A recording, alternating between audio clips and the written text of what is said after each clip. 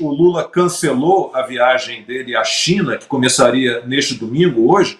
Ele tem um quadro de pneumonia e, depois de avaliações médicas, teve que rever essa agenda. De acordo com o Palácio do Planalto, a visita será remarcada. A viagem do petista à China tinha virado uma verdadeira caravana da alegria, né, com políticos e empresários, entre eles os irmãos Batista, o Wesley e o Joesley Batista, da JIF, JBS, e até sindicalistas também. E a Dilma Rousseff, vou dar logo essa informação para a gente partir para a nossa conversa, a Dilma Rousseff, que iria, né, para a China no Aerolula, no avião com a comitiva do Lula, com todos esses inúmeros convidados do Lula, ela acabou indo sozinha, né? Ela vai assumir a presidência do Banco do BRICS, e ela assume esse cargo já na quarta-feira.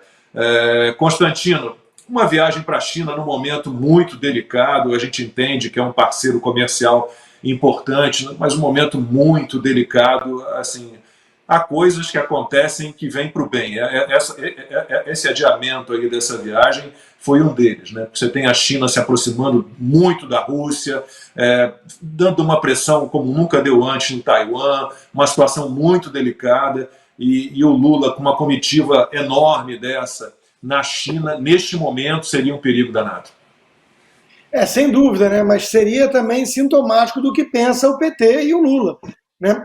Tem muita coisa para abordar nessa questão, né? Primeiro é essa meio covardia aí, bolsonarite, que o Lula teve com medo, né? O Bolsonaro voltando ao Brasil, aí já tem a criatividade de uma turma insana, Leonardo Atush e companhia, que não é insana, né? Tem que follow the money, mas dizendo que o Lula ficou com receio de um golpe, meu Deus do céu, é um negócio impressionante. Mas a abordagem que eu quero dar a essa notícia é a seguinte: o Globo, que virou uma espécie de assessoria de imprensa informal do PT, disse que o Lula estava indo para a China, que isso não foi bem visto pelos Estados Unidos, lembrando que os Estados Unidos têm um governo aliado hoje em dia, à esquerda, Joe Biden, né?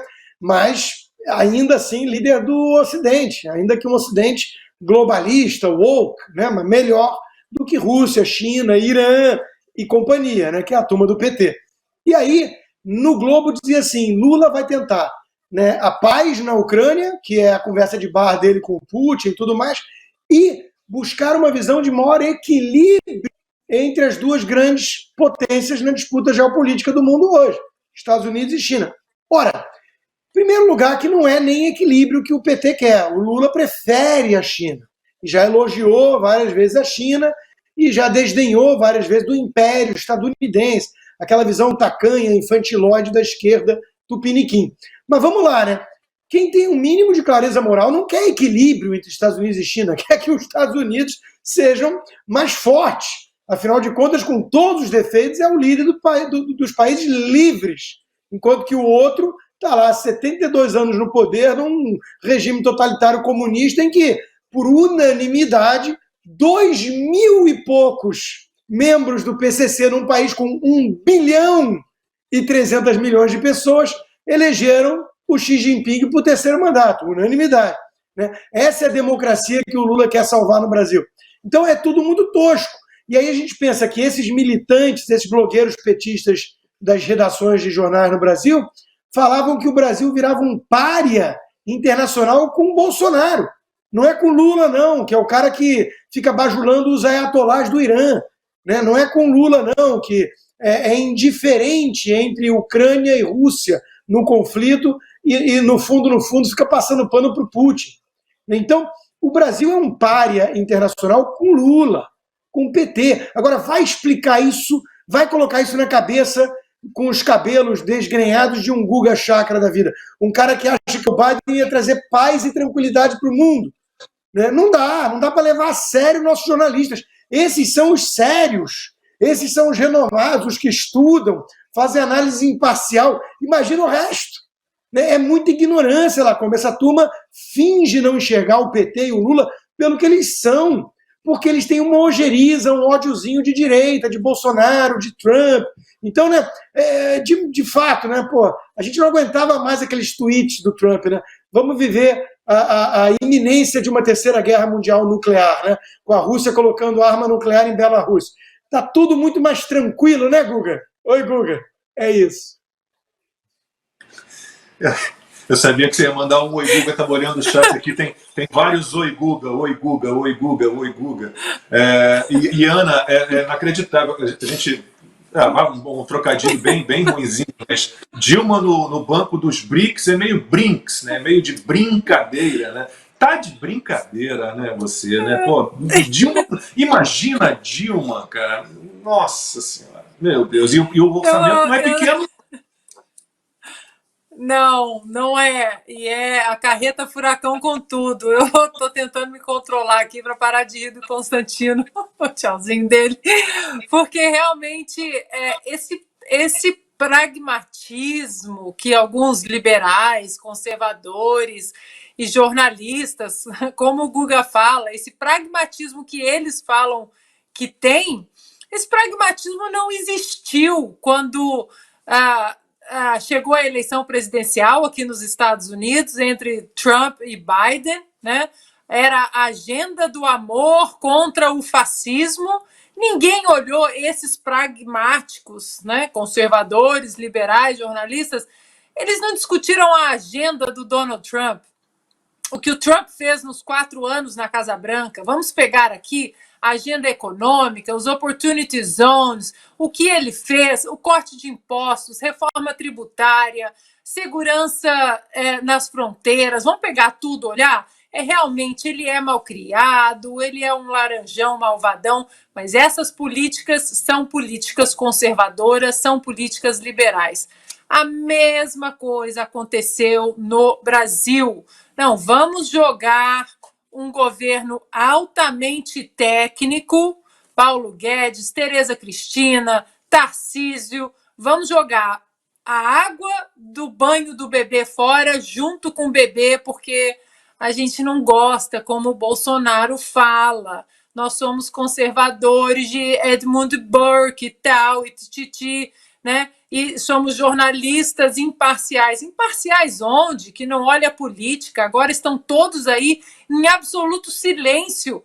O ministro Haddad fala uma bobagem, um número que Deus sabe de onde ele tirou na cabeça dele, e ninguém questiona o senhor ministro, de onde o senhor tirou esses números?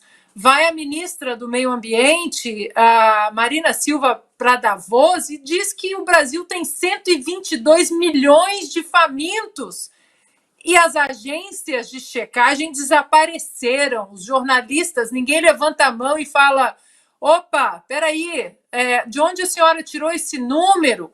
Né? Aí vem a CNBB no Brasil e faz uma campanha da fraternidade baseado numa mentira, 33 milhões de famintos, diminuiu um pouquinho, né? Mas mesmo assim é uma falácia e ninguém questiona. Por quê? Porque o PT, os comunistas, eles estão dentro da Igreja Católica ali, fomentando e alimentando a teologia da libertação, né? Comendo as coisas de dentro para fora. É assim que eles acharam a boa estratégia para atingir os objetivos. E, Lacombe, não vai ser diferente com a Dilma no BRICS. Vai ser de dentro para fora.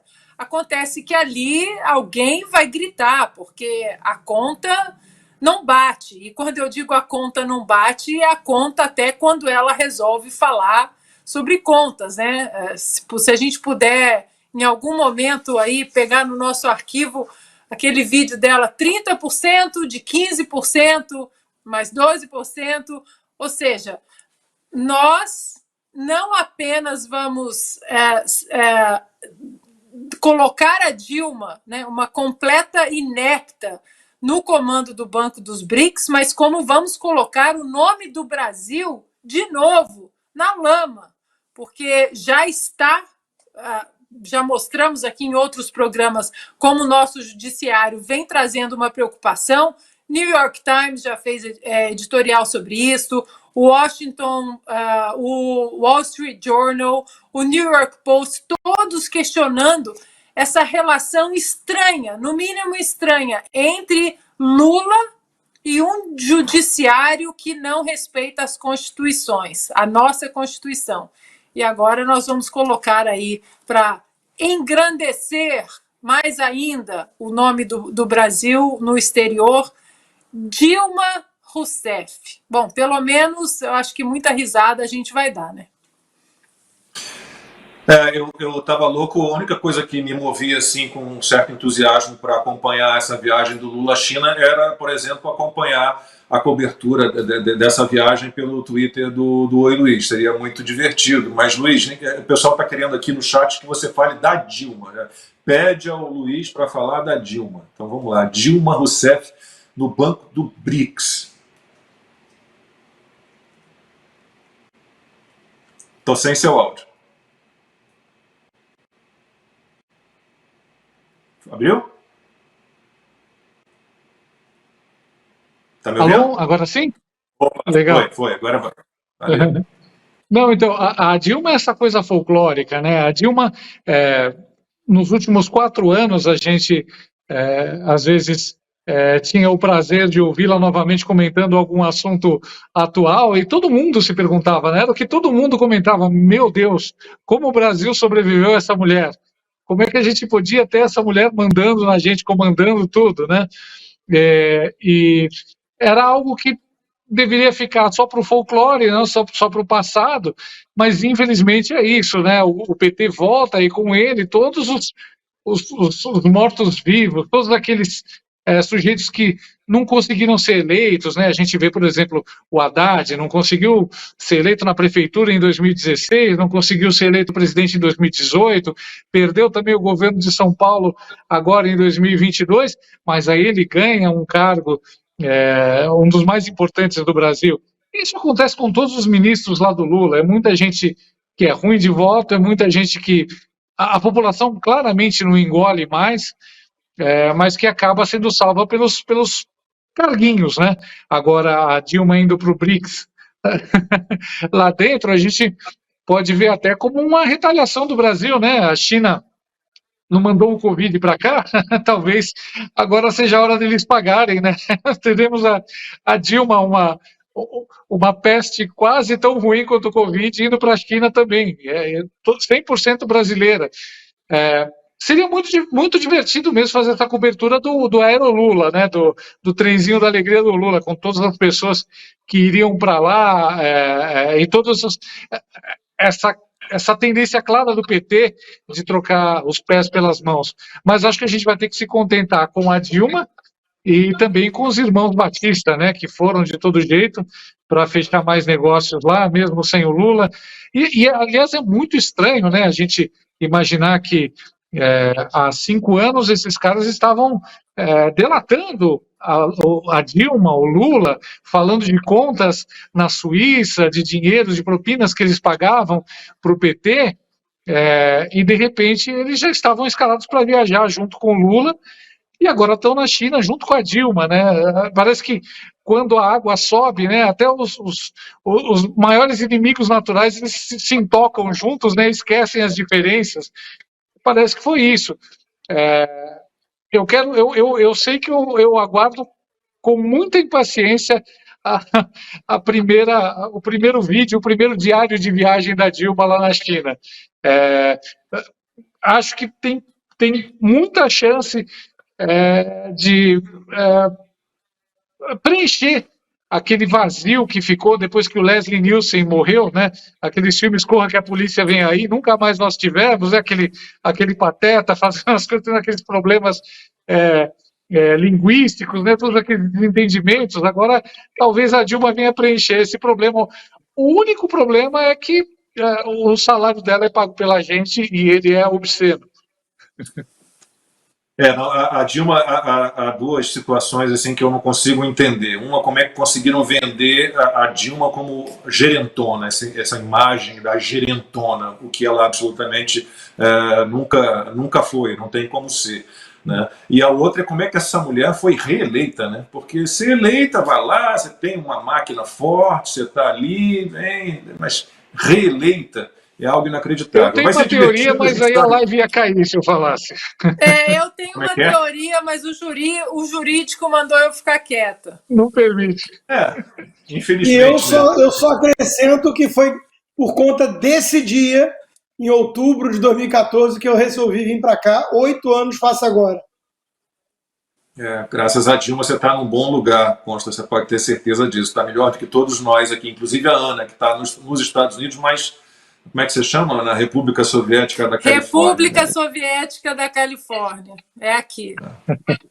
Bom, mas pelo menos a Dilma é poliglota, né? Ou como diria Ibrahim Suede, lá, troglodita. Ela é poliglota, ela fala muito bem inglês, francês, ela fala português muito bem e deve estar... Pedir a nossa produção, pedir a produção para levantar aquele vídeo, já que ela agora está na frente, né, do Banco dos BRICS, aquele vídeo que ela fala em inglês, né? Speak slowly, please, I understand. Aí o cara fala bem devagar e ela fala, não entendi nada. Tem ela falando francês também, que é muito bom. Imagina o tradutor, né, o tradutor simultâneo, tendo que traduzir a Dilma falando assim: behind every child there is a hidden figure, there is a dog. O dedo do meme chega até a coçar.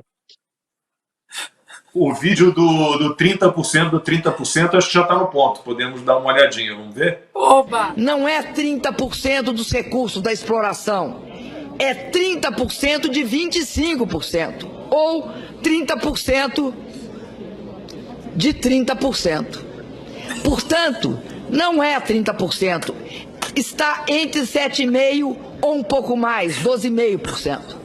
Não se trata de 30%. Boa sorte aos BRICS, né? Espero que dê tudo certo, né?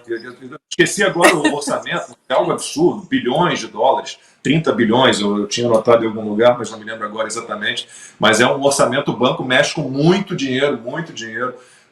Então, com Dilma Rousseff no comando, vocês imaginem o que vai ser. Vai ser um pega para capar.